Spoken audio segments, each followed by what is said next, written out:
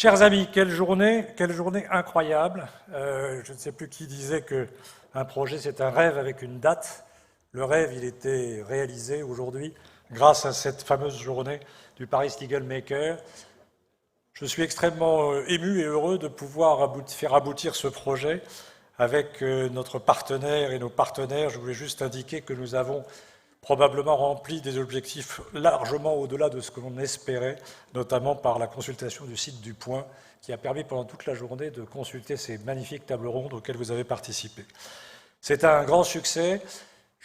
Auparavant de clôturer ce grand succès, je souhaite donner la parole à Monsieur le Premier ministre, Monsieur Bernard Cazeneuve, qui va nous conclure de quelques mots et nous dire effectivement ce qu'il pense aussi de cette expansion du droit, ce développement du droit, ce droit partout, avec les mots qui sont les siens. Et je le remercie de me rejoindre sur scène, si vous le voulez bien.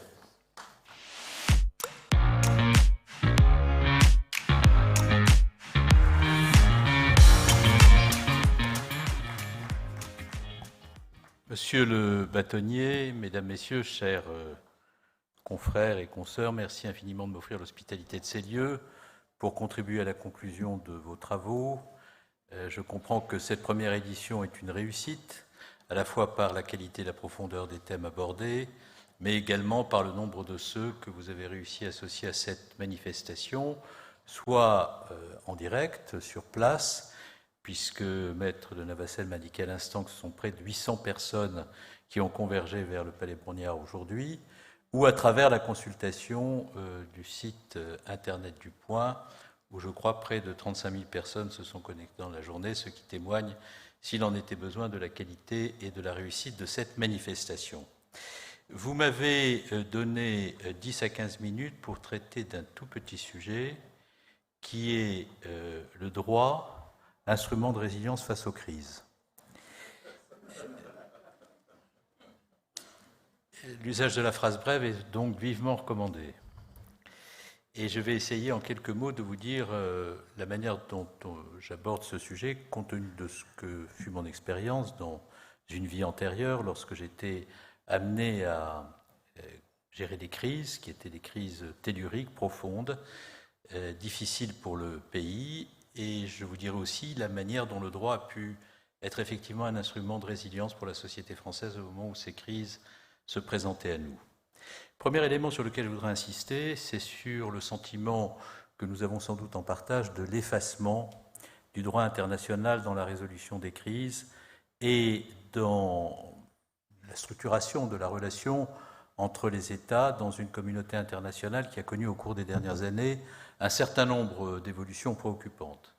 Je pense bien entendu à la bipolarisation qui de nouveau s'est emparé de la planète à travers la relation américano-chinoise, deux géants qui ont une relation différente au droit, une relation différente aux valeurs démocratiques, mais qui sont très soucieuses l'une et l'autre de leurs intérêts et qui ont fait la démonstration de leur capacité à utiliser dans un cadre différent, mais de façon résolue et volontariste, le droit à des fins d'affirmation de leurs prérogatives de puissance.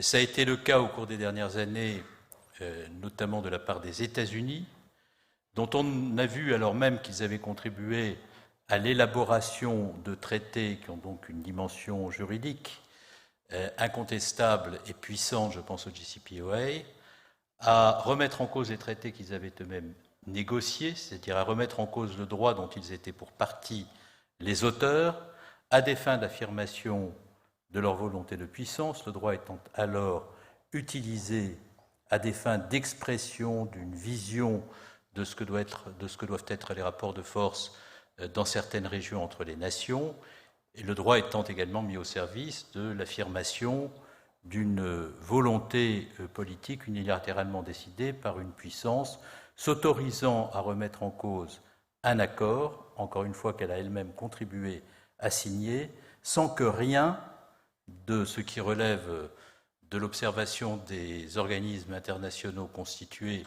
pour veiller au respect de ces accords ne puisse justifier de la remise en cause unilatérale de leur contenu. Et lorsque, à travers l'extraterritorialité de leurs droits, les États-Unis ont décidé de demander aux entreprises qui travaillaient avec l'Iran de bien vouloir se retirer de ce pays au motif que la volonté exprimée par cette puissance devait passer unilatéralement sans que rien ne puisse s'y opposer. On a vu, souvenez-vous-en, les ministres français, notamment le ministre de l'économie et des finances, je ne lui en fais pas le reproche, indiquer que nous renforcerions le blocking statute européen, que nous utiliserions davantage l'euro comme instrument d'échange entre les nations, mais 15 jours après cette déclaration destinée à nous protéger de cet unilatéralisme, toutes les entreprises européennes avaient quitté l'Iran. Donc, lorsque le droit est conçu comme un instrument de régulation et qu'unilatéralement il est remis en cause dans cette ambition par une puissance qui a contribué à l'élaborer, on voit bien que le rapport de force entre les nations s'en trouve modifié et le désordre s'instaure du fait de l'effacement du droit. Deuxième élément sur lequel je voudrais insister, ça renvoie toujours aux considérations internationales, lorsque les puissances hybrides apparaissent, qui sont des puissances en apparence traditionnelles, je pense à la Turquie ou à la Russie. Quand je dis qu'elles apparaissent, je veux dire par là qu'elles essaient, dans le paysage international modifié, d'affirmer leur identité, leurs ambitions ou de renforcer leurs images. Elles utilisent bien entendu les moyens traditionnels d'une nation, mais on l'a vu récemment, des moyens aussi qui sont totalement contraventionnels des principes de droit portés par le droit international, créant ainsi des perturbations qui peuvent aller jusqu'à remettre en cause le fonctionnement de nos démocraties lorsque les consultations électorales sont organisées. Et on a vu ce que les cyberattaques, il en était question dans la table ronde précédente, peuvent engendrer de désordre lorsque des groupes, qui sont des groupes liés aux organisations criminelles, utilisent ces cyberattaques pour perturber des consultations démocratiques avec la complicité, si ce n'est pas parfois à la demande d'un certain nombre de puissances, deuxième élément de l'effacement du droit au plan international. Et puis on a vu aussi un certain nombre de pays qui ont toujours entretenu des relations compliquées, pour ne pas dire hostiles au principe de l'état de droit et au droit lui-même, continuer à remettre en cause sur la planète, de façon souvent abjecte, la plupart du temps atroce, les droits humains, à l'instar de ce qui s'est passé en Syrie, lorsque l'on a vu un chef d'État massacrer son propre peuple, dans le mépris absolu des principes de droit, ou lorsque l'on voit un certain nombre de pays avec cynisme, au motif que leurs industries ou leur économie doivent affirmer leur puissance, ignorer les conséquences que peut avoir le développement de telle ou telle activité sur les droits humains, sur la santé ou sur l'environnement. Nous sommes donc dans un ordre international où le risque est partout, où la confrontation et la conflagration sont possibles à tout moment, par l'effet d'un effacement du droit au profit des ambitions de puissance. Et lorsque François Mitterrand, il y a de cela quelques décennies, disait que le nationalisme c'est la guerre, c'était à ces moments sombres de notre histoire où le droit s'efface au profit des ambitions de puissance, exprimées parfois dans la forme la plus chimiquement pure du fanatisme, qu'il pensait sans doute avec à l'esprit les enseignements de l'histoire qu'il avait pu vivre avec d'autres dans des temps sombres et troublés. Le deuxième élément sur lequel je voudrais insister, après une évocation rapide des désordres du monde, c'est sur la juxtaposition des crises. Je ne sais pas si nous avons conscience que cette juxtaposition et cette accélération des crises a eu un effet tellurique sur les sociétés, sur leur organisation et sur la relation profonde que ces dernières entretiennent au droit. Nous avons eu en l'espace de quelques années, et je ne remonte pas à des périodes lointaines, je ne convoque pas là le temps long de l'histoire de l'Europe, de nos démocraties, de notre propre pays, à affronter entre la fin des années 2000 et aujourd'hui, d'une part, une crise économique et financière, la crise des subprimes, qui a failli faire basculer l'économie réelle dans une crise sans précédent, au motif que nous n'avions pas réussi à trouver les instruments de la régulation de la finance. Nous avons, immédiatement après cette crise, subi une deuxième crise, la crise terroriste, qui a vu des fanatiques inspirés par une vision dévoyée de leur religion, essayaient de créer les conditions de la plus grande confrontation au sein des sociétés démocratiques, en tentant par la violence extrême de nous faire perdre de vue le bénéfice que l'État de droit nous avait donné pour assurer au sein de nos sociétés la paix et la concorde, avec des conséquences que j'ai moi-même vécues et dont parfois j'ai été pour partie l'auteur, en termes de relations de la société au droit pour prévenir ces crises terroristes et éviter que les terroristes n'atteignent leur but, c'est-à-dire la confrontation généralisée, l'effondrement des sociétés démocratiques et, pour ce qui nous concerne, l'effondrement de l'idéal républicain. Nous avons eu ensuite une autre crise, la crise pandémique, qui a posé la question de la sécurité sanitaire et de ce que les sociétés étaient prêtes à accepter en termes de concessions faites aux libertés pour faire en sorte qu'un virus qui se transmettait soit enfin maîtrisé. Puis nous avons une quatrième crise, elle est plus lancinante, mais elle renvoie pour autant au même niveau d'urgence que toutes celles que je viens d'évoquer, c'est-à-dire la crise climatique. Eh bien, quand je regarde ces quatre crises, et je ne prends que ces quatre crises, je pourrais évoquer la crise migratoire, je pourrais évoquer d'autres sujets, je vois que le droit pour chacune d'elles a été, en dépit de l'extrême tension qu'on a fait peser sur lui, un instrument de résilience des sociétés. Soit parce que le droit a permis de réguler, là où la spéculation et les logiques non maîtrisées du marché pouvaient tout emporter, soit parce qu'il a permis de prévenir le terrorisme lorsque celui-ci se proposait de créer les conditions de la confrontation et de la violence, soit qu'il ait permis de réparer au moment de la crise sanitaire, ou encore qu'il soit l'instrument de l'anticipation pour la crise climatique. Et je voudrais dire un mot de chacune de ces vertus du droit. Réguler, prévenir, réparer, anticiper. Tout d'abord, réguler. Ce qui m'a beaucoup frappé dans une vie antérieure, lorsque j'étais ministre des Affaires européennes, c'est de voir l'extrême rapidité avec laquelle, alors que la crise des subprimes traduisait un désordre extrême qui donnait le sentiment d'une incapacité de la finance à faire la démonstration de son caractère raisonnable et rationnel, on a vu à travers l'union bancaire et à travers la mise en place d'un paquet réglementaire, le droit très solide, le paquet CRD4, qui lui-même résultait de l'appréhension par les institutions européennes en vue de la mise en œuvre de l'union bancaire des principes hérités de Bâle III, on a vu un système de régulation de la finance se mettre en place qui, à travers ces trois piliers, supervision bancaire, garantie des dépôts, résolution des crises bancaires, a permis à l'Union européenne de sortir de la crise par le droit. Jamais nous n'avons vu en si peu de temps un tel arsenal législatif européen et réglementaire transposé au sein de chacun des États par le truchement des régulateurs, que sont en France la BCE, la CPR, l'AMF, etc., jouer un tel rôle dans l'édiction de règles et de normes destinées à éviter que le plus grand désordre qui s'était produit et qui aurait pu porter atteinte gravement à l'économie réelle ne se reproduise. Je n'irai pas au-delà, il y aurait beaucoup à dire sur ce paquet CRD4, sur la manière dont la supervision bancaire s'est mise en place, mais enfin vous voyez bien que le droit a été un instrument de résilience de l'économie par la capacité du droit à affirmer ses prérogatives régulatrices. Nous avons eu la crise terroriste.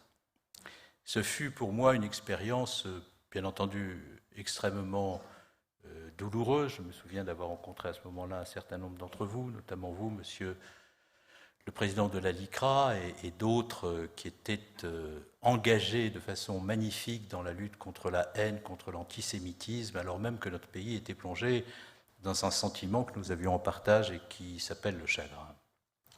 Pendant cette période terrible, il nous fallait faire en sorte que des attentats fussent évités pour éviter d'avoir à judiciariser des criminels après qu'ils avaient frappé notre pays durement et semé en son sein les ferments de la plus grande discorde.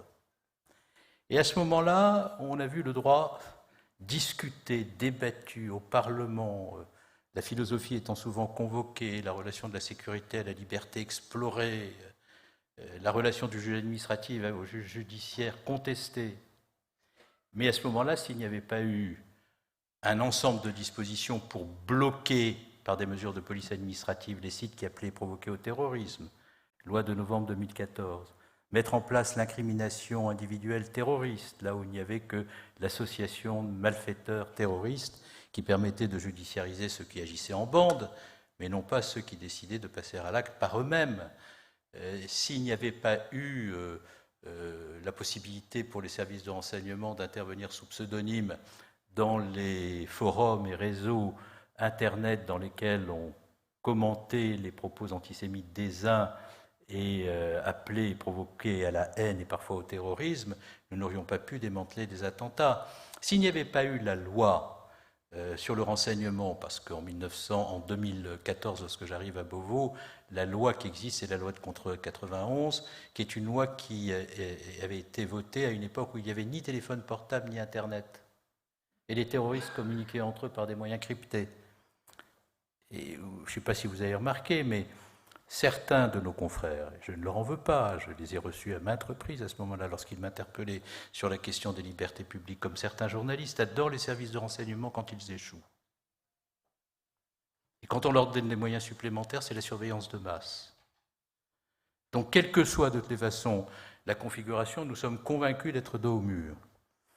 Eh bien, il a fallu donner par la loi des moyens supplémentaires aux services de renseignement en permettant la détection sur données anonymes, en essayant de faire en sorte que l'on puisse assurer le suivi en continu de terroristes, c'est-à-dire utiliser les algorithmes, les données de connexion, mais toujours, parce que c'est l'état de droit et le droit, sous le contrôle d'une autorité administrative indépendante, la CNCTR, qui a succédé à la CNIS et a vu ses moyens très sensiblement renforcés, sous le contrôle du Conseil d'État, doté d'une formation spécialisée habilitée au secret défense pour arrêter avec les notes blanches, et sous le contrôle du juge pénal, puisque le Conseil d'État avait la possibilité, lorsque il constatait que l'administration avait procédé à des écoutes dans des conditions qui n'étaient pas conformes au droit et qui pouvaient constituer une infraction pénale, de saisir le juge pénal pour qu'il assure un contrôle sur l'administration agissant dans ces domaines. Et puis il y a eu l'état d'urgence, un ensemble de mesures permettant des perquisitions administratives, des assignations à domicile, c'est-à-dire la convocation des circonstances, de la théorie des circonstances exceptionnelles, qui veut que lorsque une situation inédite se présente qui justifie d'un état de péril imminent, l'État puisse prévenir la survenance de ce péril en prenant des dispositions de police administrative prises sous sa responsabilité, mais là aussi sous le contrôle du juge administratif, et avec la possibilité pour ce dernier d'intervenir en référé et sous un haut niveau de contrôle parlementaire, puisque les commissions des lois de l'Assemblée nationale et du Sénat se sont constituées en commission permanente afin de contrôler l'action de l'exécutif.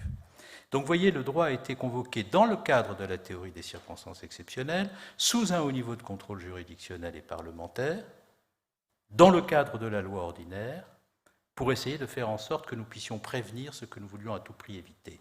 Le droit qui régule, le droit qui prévient, parce que la société dans laquelle nous vivons, et qui est une société de concorde, de fraternité, de vivre ensemble, doit pouvoir trouver dans l'état de droit, et non pas dans la sortie de l'état de droit, les moyens que l'état de droit a prévus pour lui-même, afin d'assurer sa protection lorsqu'une violence extrême se présente à lui, qui peut remettre en cause jusqu'à son ordre juridique, politique, le plus essentiel.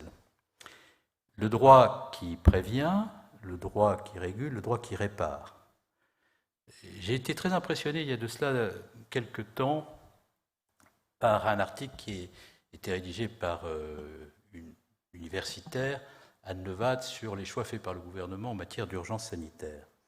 Anne Levade a fait un article en disant, finalement, le gouvernement avait la possibilité de choisir entre trois voies. La première consistait à utiliser les moyens du droit existant pour mettre en place des mesures d'urgence destinées à maîtriser ce virus. Il pouvait tout à fait le faire, puisque l'urgence sanitaire était déjà prévue dans les textes, qu'elle se différenciait de l'état d'urgence sanitaire qui, lui, n'existait pas encore, et on aurait pu utiliser les instruments l'urgence sanitaire pour nous protéger du virus. Mais le gouvernement aurait pu aussi utiliser la loi de 1955 relative à l'état d'urgence pour faire rentrer dans cette loi des mesures de police administrative, de restriction des libertés d'aller et venir, pour imposer les gestes barrières et nous protéger du virus. Il a choisi de créer un dispositif juridique particulier, l'état d'urgence sanitaire, pour faire en sorte que nous sortions de la difficulté dans laquelle nous sommes. Je pense que nous aurions pu utiliser la loi de 1955 pour le faire. Il a choisi une autre voie. Mais quand il a choisi cette voie pour protéger la société française du risque qui se présentait à elle et faire en sorte que ce virus soit éradiqué. Le droit qui répare dans un contexte d'urgence extrême. J'en profite pour vous dire d'ailleurs, c'est une petite parenthèse que je m'autorise, et n'y voyez pas une critique à l'égard des magistrats, car moi je ne commande pas les décisions de justice. Mais je m'inquiète cependant d'un fait. Lorsque les ministres sont confrontés à une situation aussi difficile que celle à laquelle les ministres du gouvernement actuel ont pu être confrontés dans le cadre de la gestion de la crise sanitaire, et qu'alors même que la science n'a pas livré encore sa doctrine, ces ministres se trouvent mis en cause au pénal en raison de décisions qu'ils ont prises alors même qu'ils ne pouvaient pas apprécier le contexte qui se présentait à eux, la science elle-même en étant incapable.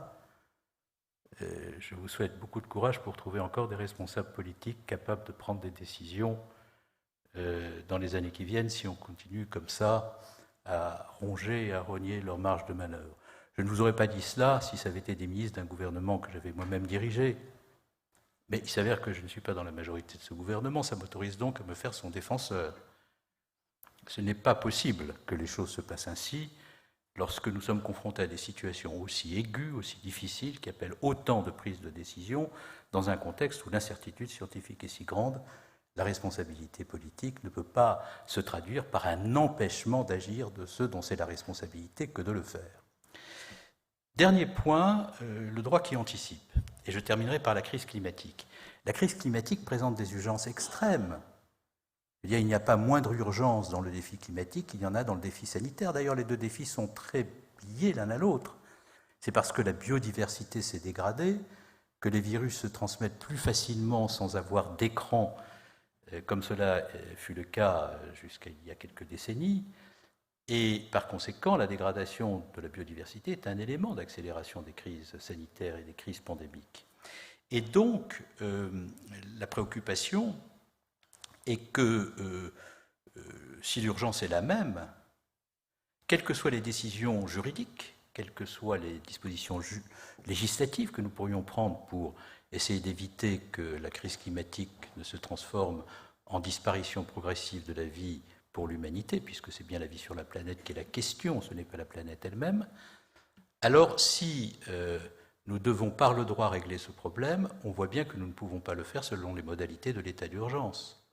Parce que sinon l'état d'urgence serait permanent. Et là, le droit n'est pas un droit qui régule, n'est pas un droit qui répare, ce n'est pas un droit qui prévient, c'est un droit qui anticipe et qui doit, au long cours, être capable, dans la durée, de faire en sorte que toutes les mesures, quel que soit le secteur social, qu'elles concernent l'économie, l'agriculture, les services, le numérique, parce que le numérique est consommateur d'énergie, les transports, l'éducation, parce que c'est par l'éducation aussi que passe la sensibilisation des jeunes générations aux défis climatiques, nous puissions faire converger tous les textes de droit vers un objectif qui transcende tous les autres et qui est celui de la préservation de la vie sur la planète. Anticiper, mettre de la cohérence, construire par le droit une exigence de civilisation universelle, profondément humaniste, qui permettent de faire en sorte que le droit dans son ensemble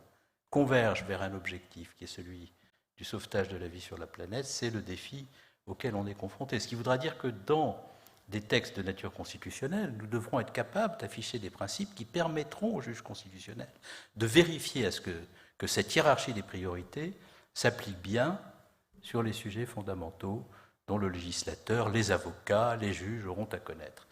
Voilà, mesdames et messieurs, monsieur le bâtonnier, chers confrères, chères consoeurs, ce que je voulais très rapidement vous dire en ayant été trop long, mais le sujet était quand même compliqué et le traiter en un laps de temps si bref fut pour moi un sujet d'immense tourment. Mais Peut-être que la brièveté du propos conduira les organisateurs de la manifestation à accorder à ces questions d'autres opportunités d'expression, ce qui permettra au débat, dont j'ai compris qu'il avait été particulièrement riche, de se poursuivre. Et pour ma part, ça me permettra de poursuivre cette méditation interrompue. Merci à vous.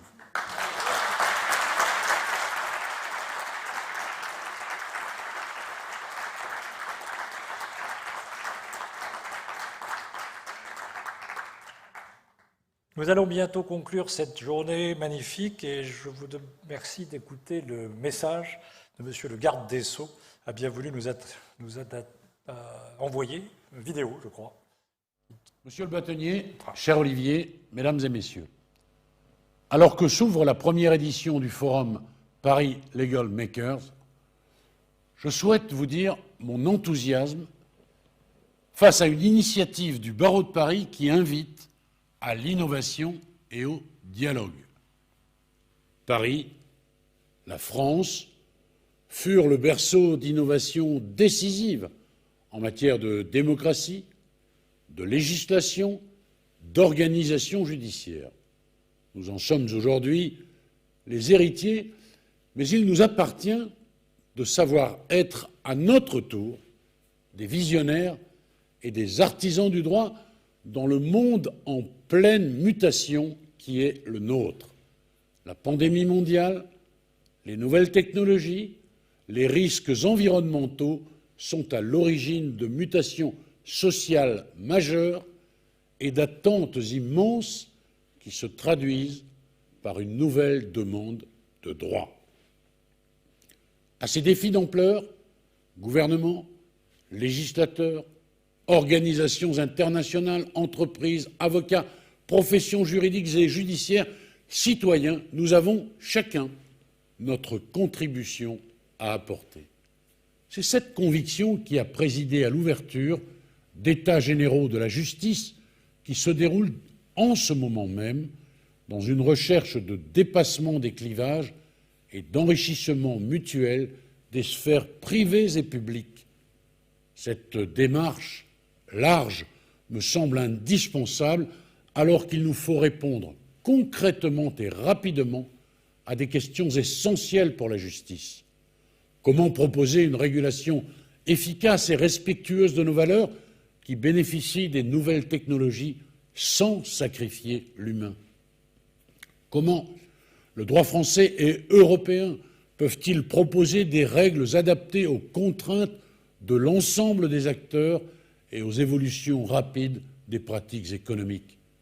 Il nous appartient de faire évoluer notre droit et nos pratiques et de proposer, depuis la France et l'Europe, une réponse innovante et attractive. Si la tâche est immense, sachez que la mobilisation du ministère de la Justice est totale, aux côtés de tous les ministères concernés, en lien étroit avec nos partenaires étrangers et toutes les professions du droit. Des innovations réelles manifestent déjà une dynamique profonde. Je prendrai 3 exemples. En premier lieu, la Chambre internationale du tribunal de commerce de Paris et la Chambre internationale de la Cour d'appel de Paris offrent la possibilité aux parties aux litiges internationaux de mener leurs procédures en anglais. Selon une procédure dynamique, facilitant l'audition de témoins et d'experts à l'audience et la communication de pièces en anglais. En second lieu, l'open data des décisions de justice est depuis cet automne une réalité pour les décisions de la Cour de cassation et du Conseil d'État. Elle le sera en 2022 pour des décisions de première instance et d'appel. L'intégralité de la jurisprudence des juridictions françaises, sous une forme anonyme, sera donc très prochainement disponible.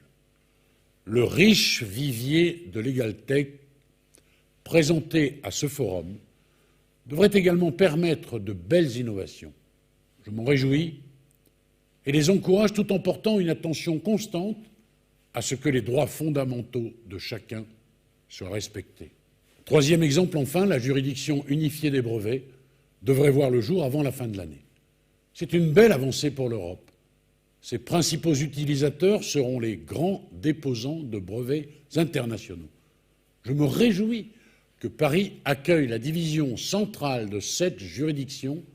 Ce sont de belles opportunités qui s'ouvrent. Vos travaux, à l'ambition large, porteront sur l'économie, la technologie, l'environnement et les questions de société. Ce dialogue, cette ouverture sont la marque de ce que Paris peut apporter aux juristes du monde entier. Soyez assurés de mon plein soutien, de ma conviction de ce que ce premier forum est bien le début d'une grande et longue aventure.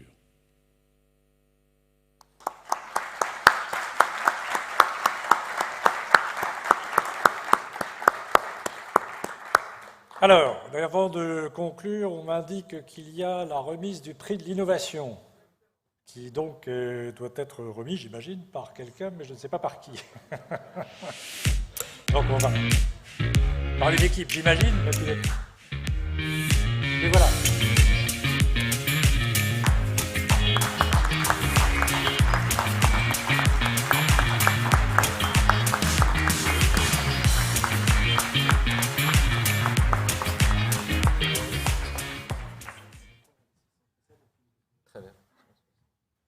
Bonsoir à toutes, bonsoir à tous.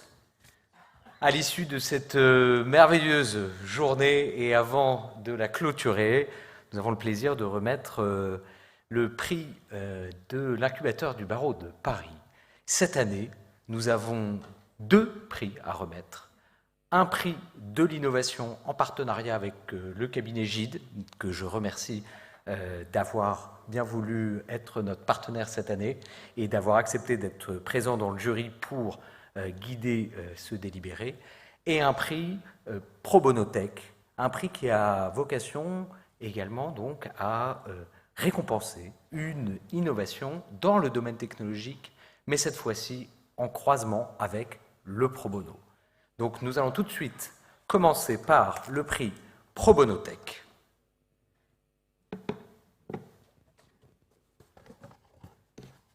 Que voici. Et ce prix Pro Bono Tech du barreau de Paris 2021 est remis à l'Institut des droits de l'homme du barreau pour son service web droits fondamentaux. Et j'appelle nos consoeurs Laurence Lassou-Bakri et Emmanuel Cerf.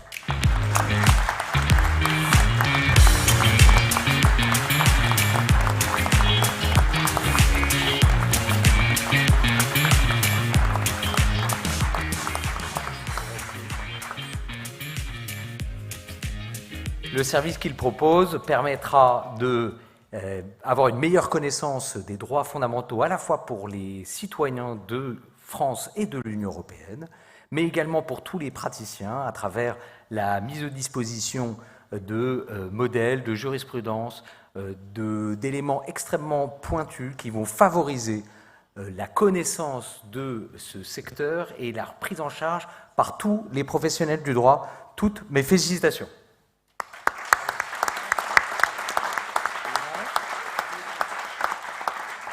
Un grand merci à toute l'équipe et nous espérons vivement que ce site web restera vraiment, sera une concrétisation des droits fondamentaux qui sont tellement bafoués de nos jours.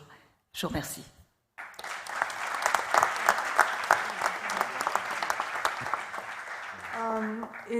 Et simplement, donc, pour que vous compreniez un peu comment se sont déroulées les choses très rapidement, puisqu'on court après le temps, nous avons publié en octobre 2020 un rapport sur la légalité. Nous sommes interrogés sur la légalité du confinement forcé au regard notamment du droit européen et du droit international. Ce rapport, nous l'avons publié sur le site de l'Institut des droits de l'homme du barreau de Paris et sur le site de l'Institut des droits de l'homme des avocats européens avec lequel nous travaillons. Et de fil en aiguille, nous nous sommes dit, autant créer finalement un site internet sur lequel nous pourrons aider, nous pourrons déjà informer à la fois le grand public et les professionnels du droit de l'utilisation des droits fondamentaux et notamment du droit européen et du droit international pour pouvoir défendre les libertés fondamentales. Et ce site comportera donc une présentation de l'Institut, mais également des actes, des modèles de requête pour pouvoir saisir les instances internationales et européennes à disposition de tous gratuitement. Et bien entendu, vous pourrez trouver sur ce site notre rapport qui est déjà sur la toile. Je vous remercie beaucoup pour ce prix qui pourra donc contribuer à l'utilisation des droits fondamentaux et, je l'espère, à l'évolution donc des libertés fondamentales et à la préservation de nos libertés. Merci. Bravo. Et maintenant, pour le prix de l'innovation, il y a eu 28 candidats. On a présélectionné 6 projets, services qui sont venus pitcher en live tout à l'heure devant nous. Et il ne peut en rester qu'un. Je laisse la parole au cabinet Gilles.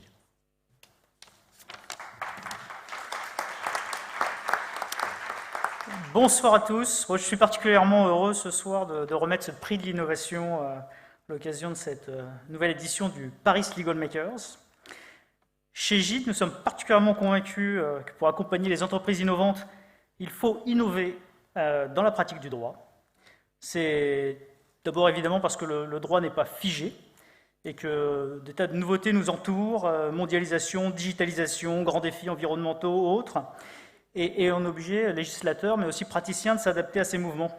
Et donc vous êtes bien placés tous pour le savoir, que innover dans le monde du droit n'est pas toujours évident, que ça demande un effort constant, c'est difficile, ça suppose une grande agilité, une curiosité, une capacité à se projeter, à oublier aussi un peu les pratiques du passé.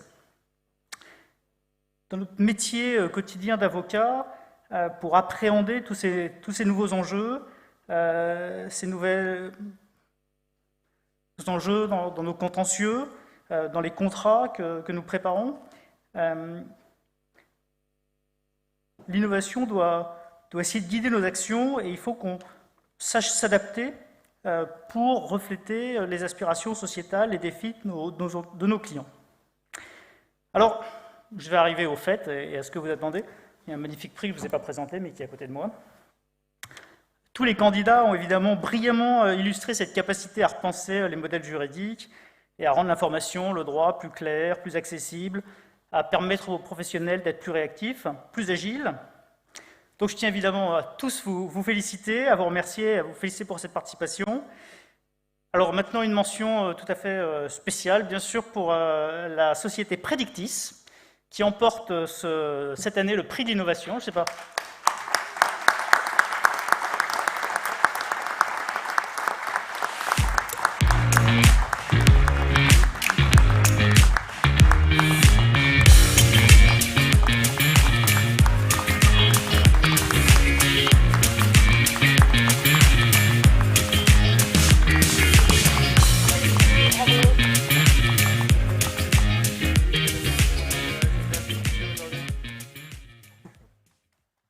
Je suis certain de m'exprimer au nom de toutes les équipes de Predictis en vous disant à quel point je suis touché ce soir de recevoir ce prix.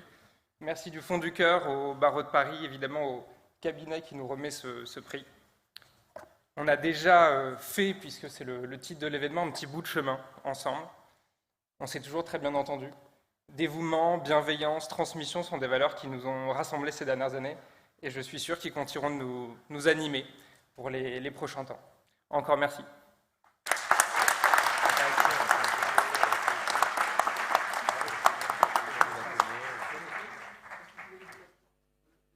Ah, tu préfères qu'on se mette là?